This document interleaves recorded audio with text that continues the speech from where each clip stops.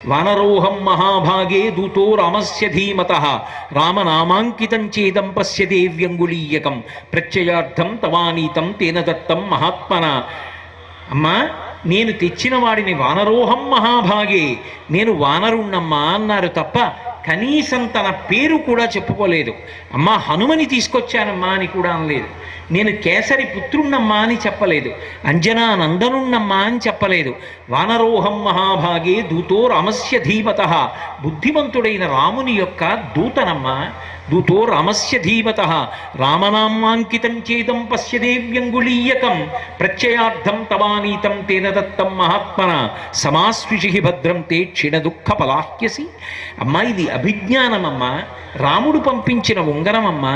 దీన్ని స్వీకరించి అమ్మా స్వాంతన పొందు, నీకు తొందరలో శుభం కలుగుతుంది, నీ యొక్క దుఃఖమంతా మటుమాయమైపోతుందమ్మా అని చెప్పేటప్పుడు అంత వినయంతో వానరోహం, నేను వానరుడను అని చెప్పారు తప్ప, నేను రామదూతను అని చెప్పారు తప్ప ఎక్కడా కూడా తన పేరు కూడా చెప్పుకోలా, తన తండ్రి పేరు చెప్పలా, తన తల్లి పేరు చెప్పలా, నేనింత బలపరాక్రమములు కలిగిన వాడనని చెప్పలా. ఆయన వినయమునకు ఆయనే సాటి. అనితర సాధ్యమైన కార్యాన్ని సాధించారు. గృహీత్వా ప్రేక్షమాణాసా భర్తుకర విభూషణం భర్తార వివసంప్రాప్త జనకీ ముదితాభవత్ అంటారు మహర్షి. చాలా కాలం తర్వాత అనుకోకుండా అకస్మాత్తుగా రామచంద్రమూర్తి వస్తే రామదర్శనాన్ని పొందినటువంటి సీతమ్మ తల్లి ఎలా సిగ్గుపడి బుగ్గలు ఎర్రపడతాయో అలా ఉంగరాన్ని చూసినప్పుడు ఆ తల్లి లజ్జ పొందితే దుఃఖం పోయి సంతోషించినటువంటి సీతమ్మ తల్లి యొక్క దర్శనం పొందినటువంటి వాడు మహాపురుషుడైనటువంటి హనుమ ఒక్కరే. అటువంటి వ్యక్తి అయ్యుండి తనని పొగడవలసిన అవసరం లేకుండా ఎప్పుడు ఎత్ర ఎత్ర రఘునాథ కీర్తనం తత్ర తత్ర కృతమస్తకాంజలి, రామనామం చెప్పేటప్పటికి తల ఉంచుకుని కూర్చుని మురిసిపోయి కన్నుల వెంట ఆనంద ధారలు విడిచిపెట్టేటటువంటి వినయశీలి మహానుభావుడు స్వామి హనుమ. ఎందుకు ఋషి రుణం తీరాలి, ఎందుకు చదవండి రామాయణం, ఎందుకు చదవండి భారతం, ఎందుకు చదవండి భాగవతం అంటే మహాత్ములలో ఉన్న గుణాల్ని పరిశీలించినప్పుడు అందులో ఒక్క గుణాన్నైనా మనం కొంత పరిశీలనం చేసి మనం నేర్చుకోగలిగితే, మన బిడ్డలకి మనం చెప్పగలిగితే, బిడ్డడు వదరితే అహంకారంతో మాట్లాడితే ఒరే హనుమ కన్నా గొప్ప పని చేశావురా, ఆయన ఏం చేశాడో తెలుసా రామాయణంలో అని ఒక్కొక్క దృష్టాంతం చెప్పి అప్పుడు ఆయన ప్రవర్తించిన విధానం ఏమిటో తెలుసా, ఆయన కన్నా గొప్పవాడివిరా, ఆయనని నమ్ముకున్న బ్రతికిన జాతిరా మనది, బ్రతుకుతున్న జాతిరా మనది, వినయంతో ప్రవర్తించడం నేర్చుకో అని బిడ్డలకి చెప్పిన నాడు, మనం అలా ప్రవర్తించిన నాడు మనం పిల్లలకి ఆదర్శంగా నిలబడతాం. వాళ్ళు కూడా ఆ వినయంతో ప్రవర్తించేటటువంటి అవకాశం కలుగుతుంది. అందుకే సనాతన ధర్మంలో గురు శిష్యులకు రెండు విచిత్రమైన పేర్లు ఉన్నాయి. గురువుకి వినీతుడు అని పేరు, శిష్యుడికి వినేయుడు అని పేరు. అసలు మొట్టమొదట తన గురువు చెప్పినటువంటి మాటల వలన తనకేమీ తెలియదని వినయంతో ప్రకాశించేటటువంటి వాడు గురువు. గురువుగారిని చూసి గురువుగారి దగ్గర వినయాన్ని మొట్టమొదట నేర్చుకున్నవాడు శిష్యుడు. విద్యాభ్యాసమునందు గురు శిష్యుల మధ్య కానీ, తండ్రి కొడుకుల మధ్య కానీ, తల్లి బిడ్డల మధ్య కానీ, సమాజమునందు ఏ వ్యక్తి ఎందు కానీ ఉండి తీరవలసిన లక్షణం ఏమిటంటే ఆ వినయం. శ్రీరామాయణంలో మహర్షియే ఒక చోట అంటారు, సకల్ప వృక్ష ప్రతిమో వసంత యువమూర్తిమాన్ శ్మశాన చైత్య ప్రతిమో భూషితోపి భయంకర అంటారు. ఎక్కడో ఒక చోట ఒక గొప్ప మేడ కట్టారు. ఒక వ్యక్తి ఆ ఊరిలో పెళ్లి చేయవలసి వచ్చింది. అయ్యా, మగపెళ్లి వారికి విడిదివ్వాలండి, మీకు ఆ ఊరిలో గొప్ప భవనం ఉందని విన్నాను, మీరు ఆ తాళం చెవి ఇస్తారా, భవనం వాడుకుంటానన్నాడు. అయ్యో చక్కగా వాడుకోండి, పాలరాతితో నిర్మాణం చేశాను 50 గదుల ఇల్లు, అదొక్కటి చాలు మీకు విడిదికి, తీసుకోండి అని తాళం చెవులు ఇచ్చాడు. ఎక్కడండి ఇల్లు అన్నాడు. శ్మశానం మధ్యలో కట్టాను, వెళ్ళండి అన్నాడు. ఎవరైనా పెడతాడా? అది ఎంత హర్మ్యమైతే మాత్రం శ్మశానంలో ఉన్నటువంటి ఇంట్లో ఒక్క గంట ఎవడైనా నివసిస్తాడా? ఎన్ని గుణములు ఉన్నప్పటికీ కూడా అహంకారం ఒక్కటి ఉన్నదా? శ్మశాన చైత్య ప్రతిమో భూషితోపి భయంకర.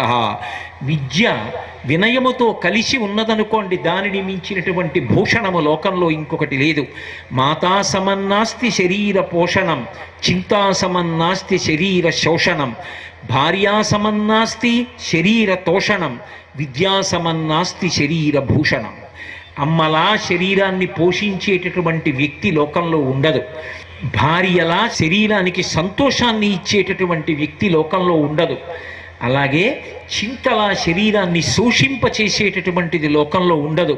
ఏ భూషణములు మెడలో కానీ శరీరమునకు కానీ అలంకరించుకోకపోయినా విద్య లాంటి భూషణము లోకంలో ఇంకొకటి ఉండదు.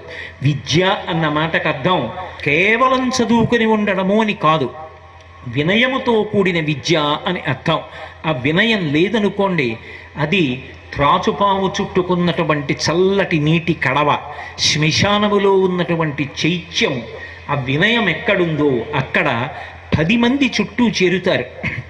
ఆ వినయం ఎక్కడుందో ఆ వ్యక్తి సమాజమునకు దార్శనికుడు అవుతాడు.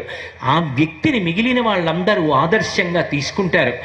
నిజంగా అనితర సాధ్యమైనటువంటి కార్యక్రమములను సాధించినటువంటి వ్యక్తి జీవితంలో ఒక్కసారి కూడా అసలు అతిశయాన్ని పొందలేదు అంటే అసలు హనుమ జీవితాన్ని పరిశీలనం చేస్తే మనం తెల్లబోతాం.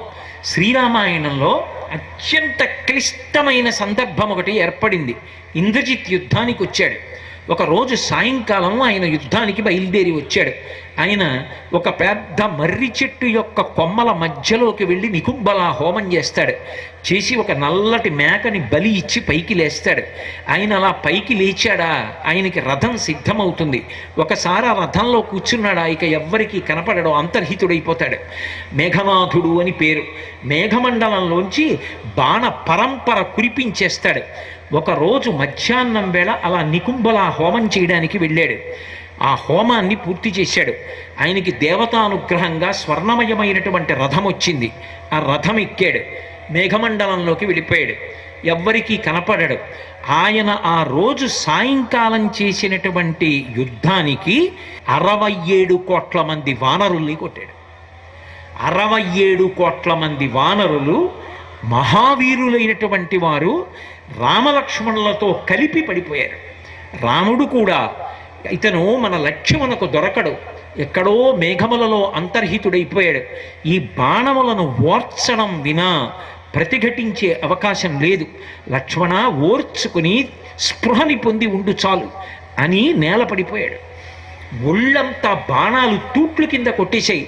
పూచిన మోదుగు చెట్టులా నెత్తురు కారిపోతోంది.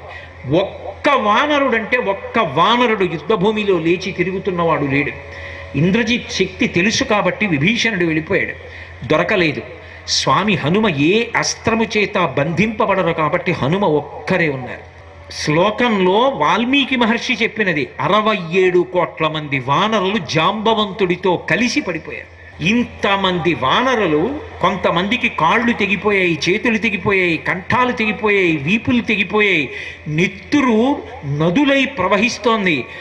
చాలా మందికి అసలు ప్రాణములే లేవు, స్పృహ లేదు, లేచే ఓపిక లేదు. అందుకే ఉత్తరాఖండలో అగస్త్య మహర్షి అంతటి వాణ్ణి రామచంద్రమూర్తి రావణుడికి అంత శక్తి వచ్చి ఎందుకు వచ్చింది, ఎందుకంత ప్రమాదకారి అయ్యాడు అంటే అగస్త్యుడు సమాధానం చెప్తూ ఒక మాట అంటాడు, కాదు రావణుడి కన్నా ప్రమాదకారి ఇంద్రజిత్ అంటాడు. యుద్ధకాండ పరిశీలిస్తే నిజంగా ఇంద్రజిత్ యుద్ధం చూస్తుంటే, వాడి మాయలు చూస్తుంటే మనకి భయం వేస్తుంది. అంతటి భయంకరమైన యుద్ధం. అటువంటి ఇంద్రజిత్తు 67 కోట్ల మందిని కొట్టాడు ప్రదోష వేళకి. అందరూ పడిపోయారు.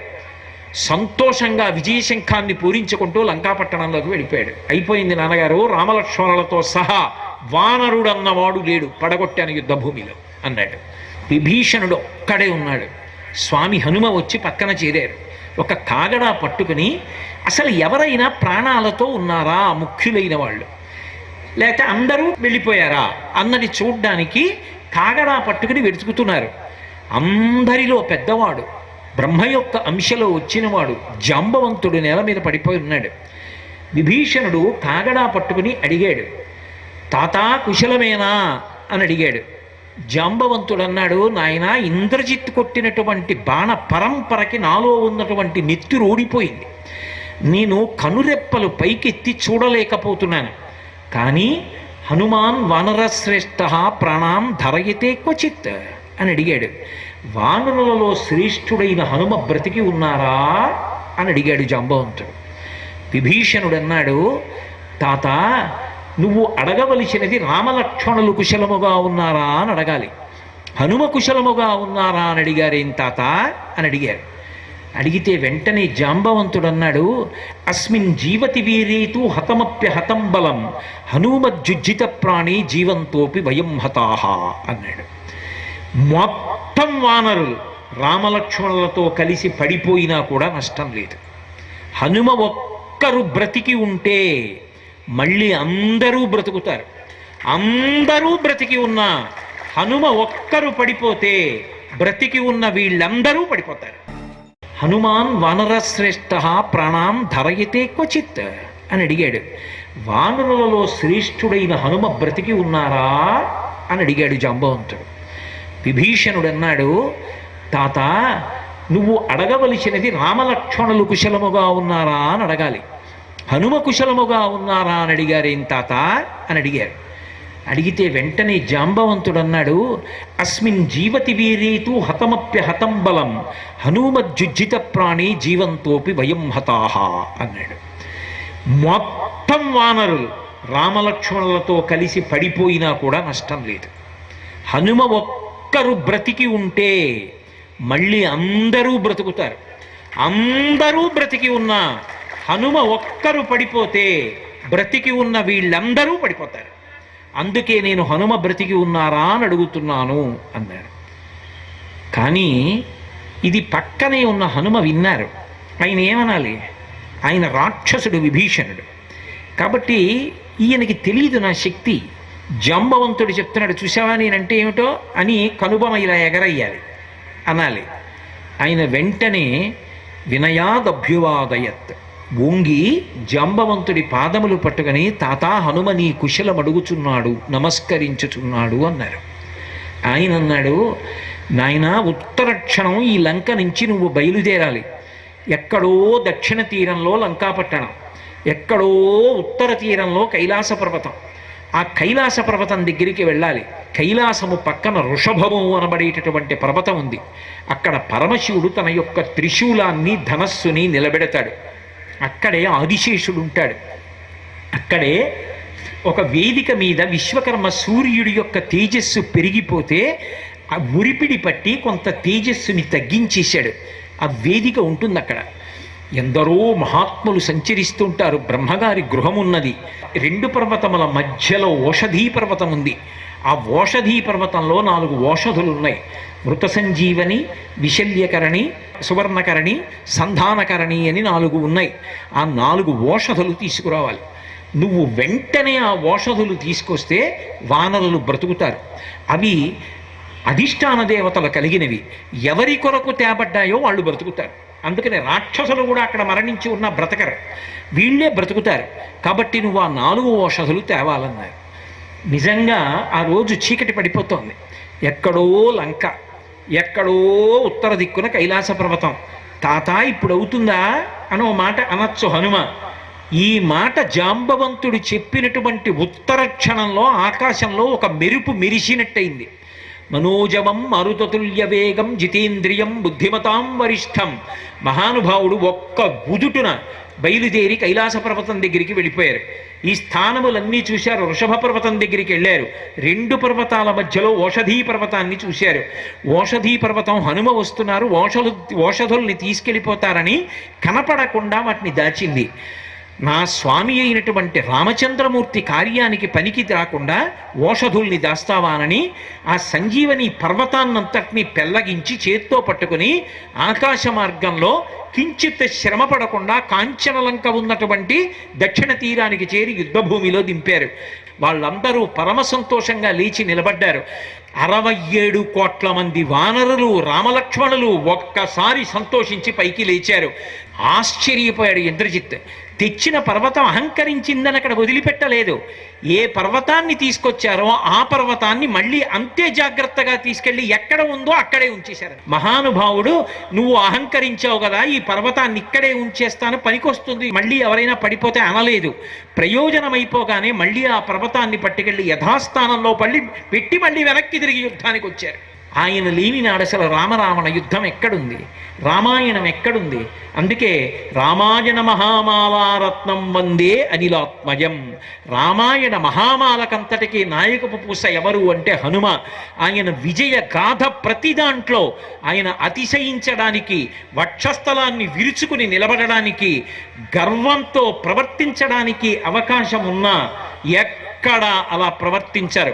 ప్రతి చోట ఇంకా ఇంకా ఇంకా ఇంకా ఒదిగిపోయి అంత వినయంతో ప్రకాశించారు తప్ప, పెద్దలైన వారు కనపడితే అంత గౌరవంతో తల ఉంచి నమస్కరించారు తప్ప, నేను ఇంతటి వాడిని అతిశయంతో ఆయన జీవితంలో ఆయన ప్రవర్తించలేదు.